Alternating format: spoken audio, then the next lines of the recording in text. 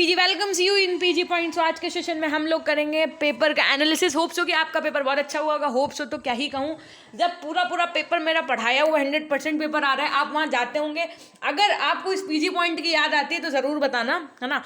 और बाकी आज की देखो, आज हम लोग इसको ऐसे डिस्कस करेंगे, आपका पेपर 4 पार्ट में डिस्कस करेंगे।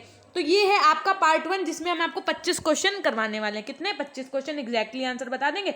फिर इसका पार्ट 2, पार्ट 3, पार्ट 4, 4 पार्ट में आपको हम ये वीडियो देंगे, तो बीच बीच में चेक करते रहिएगा। तो पहला क्वेश्चन है आपका समाजशास्त्र सामाजिक संबंधों का विज्ञान है। ये कथन किसका था आपका? देखिए क्वेश्चन नंबर 99। एक क्वेश्चन आपका 100 था, वो इसमें मिसिंग है।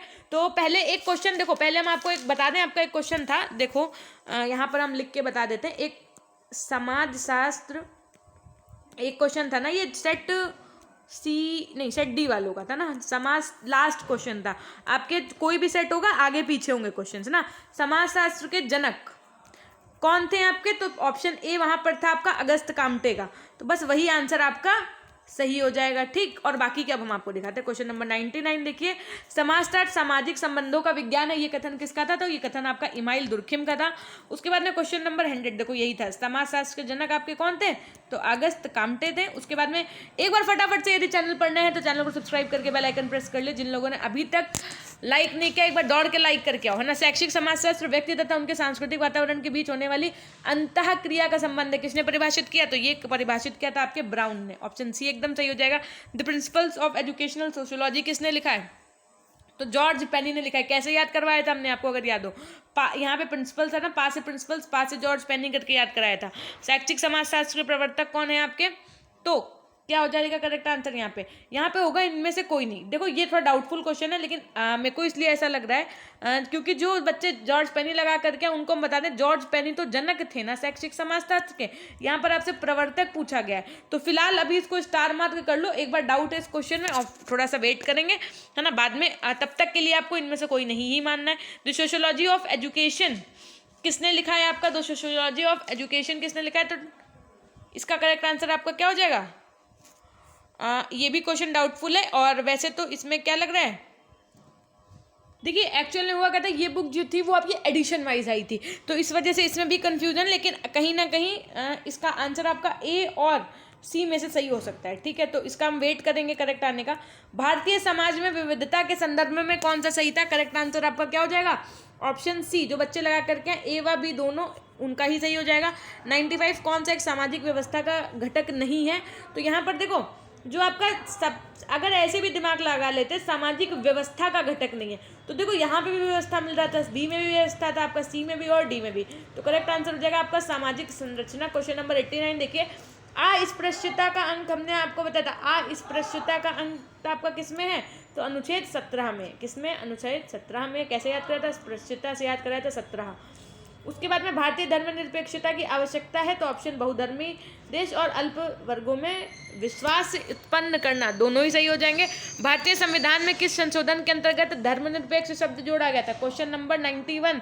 एक नहीं 75 बार रटवाया और बार बार आपको बताते थे कि इसको मनी कॉन्स्टिट्यूशन कहते हैं। तो करेक्ट आंसर हो जाएगा 91 का ए। 92 सांस्कृतिक परिवर्तन ही सामाजिक परिवर्तन ही, ये परिभाषा आपकी किसकी थी? तो ये थी आपकी मैकाइवर की।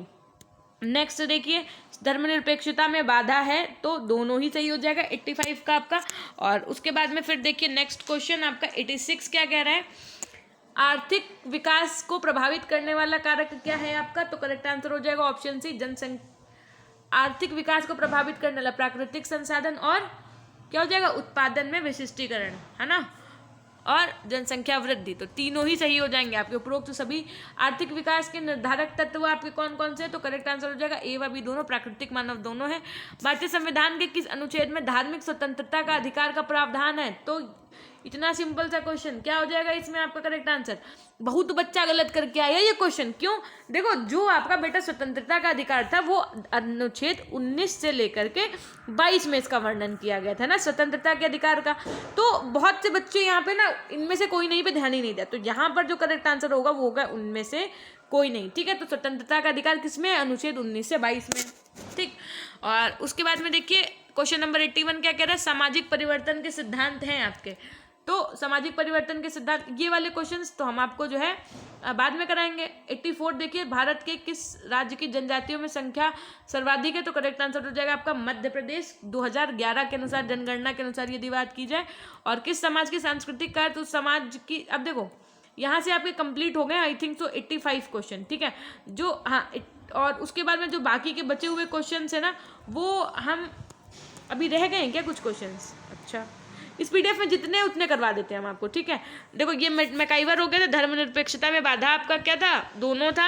आर्थिक विकास को प्रभावित किया था किसने, सबने। आर्थिक विकास के निर्धारक तत्व दोनों थे। और धार्मिक स्वतंत्रता का अधिकार, क्वेश्चन नंबर 88, तो इनमें से कोई नहीं, क्योंकि धार्मिक स्वतंत्रता का अधिकार जो है वो आपका अनुच्छेद 19 से 22 में। सामाजिक परिवर्तन के सिद्धांत, क्वेश्चन नंबर 81 आपका दोनों हो जाएगा, रेखीय और चक्रीय दोनों। सामाजिक परिवर्तन ही सामाजिक विकास है, ये बात किसने कही थी।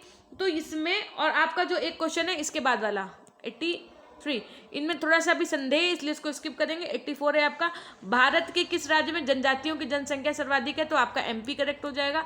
और उसके बाद में क्वेश्चन नंबर देखिए, देखो ये क्वेश्चन आगे पीछे हो गए। अब इस बार हम जिसकी पीडीएफ कोई बच्चा भेजेगा तो एग्जैक्टली बना के देंगे आपको, है ना। तो यहाँ पर आपका करेक्ट आंसर रॉस। और संस्कृत का साधन किससे है, तो देखो संस्कृत का साधन सभ्यता से है, लेकिन अब यहाँ पे तीनों ही ऑप्शन जो थे वो पॉजिटिव थे, तो यहाँ पर कहीं ना कहीं आपका सही होने का चांसेस उपरोक्त सभी ज़्यादा है। अगर उपरोक्त सभी लगाए तो आपका आंसर सही होगा। धार्मिक शिक्षा का उद्देश्य दोनों ही हो जाएगा, ऑप्शन ए और बी दोनों। क्वेश्चन नंबर देखो, क्वेश्चन नंबर 80 क्या कह रहा है, प्रश्न संख्या 80 कि शिक्षा समाजशास्त्र के सिद्धांतों की शिक्षा की संपूर्ण प्रक्रिया को लागू करना है। इस क्वेश्चन में भी डाउट है, इसको भी स्किप करेंगे। मौलिक अधिकारों का रक्षक, ये क्वेश्चन जो बच्चे पीडीएफ, जिन्होंने पेड पीडीएफ पढ़ी है, ये क्वेश्चन सब उसमें अवेलेबल हैं, बस हमको सर्च करना होगा एक बार, तो आपको हम एक वीडियो में बता देंगे बाद में। मौलिक अधिकारों का रक्षक कौन है आपका, तो दोनों ही है, उच्च न्यायालय और उच्चतम न्यायालय। नव सामाजिक व्यवस्था में मुख्य शिक्षा का मुख्य तत्व क्या है आपका, तो करेक्ट आंसर हो जाएगा आपका ऑप्शन डी, मानव संसाधन का विकास, सीमांत समूह का विकास, सामाजिक न्याय की स्थापना, सभी। तो फाइनली यहाँ से हम लोगों ने कितने क्वेश्चंस कर लिए हैं आपके, 25 क्वेश्चंस का ये टारगेट था, तो यहाँ से हम लोगों ने कम से कम 25 में से 20 क्वेश्चंस तो कर ही लिए होंगे, 20 भी नहीं, एटलीस्ट 22 क्वेश्चन तक कर लिए। 2-3 क्वेश्चन जो आपके रह गए हैं वो हम आपको नेक्स्ट वीडियो के माध्यम से बता देंगे, ठीक है। एक क्वेश्चन था आपका, इसके ऊपर ही देखो आपको मिलेगा, मौलिक अधिकारों का रक्षक कौन है, तो वो 75 तक हमने आपको ये क्वेश्चंस करवा दिए। अब हम बाकी के बच्चे 25 क्वेश्चन पार्ट 2 में, फिर पार्ट 3 में और पार्ट 4 में करके आपको कर देंगे, इसलिए वेट करिएगा और देखते रहिएगा वीडियोस को, ठीक है। मिलते हैं आपसे नेक्स्ट वीडियो के माध्यम से। Very very all the best. मनोविज्ञान की तैयारी अच्छे से करिए, पेपर अल्टीमेट तरीके से करके आना, जैसे अभी तक करके आए आप, है ना। तो love you all, love you my dear class.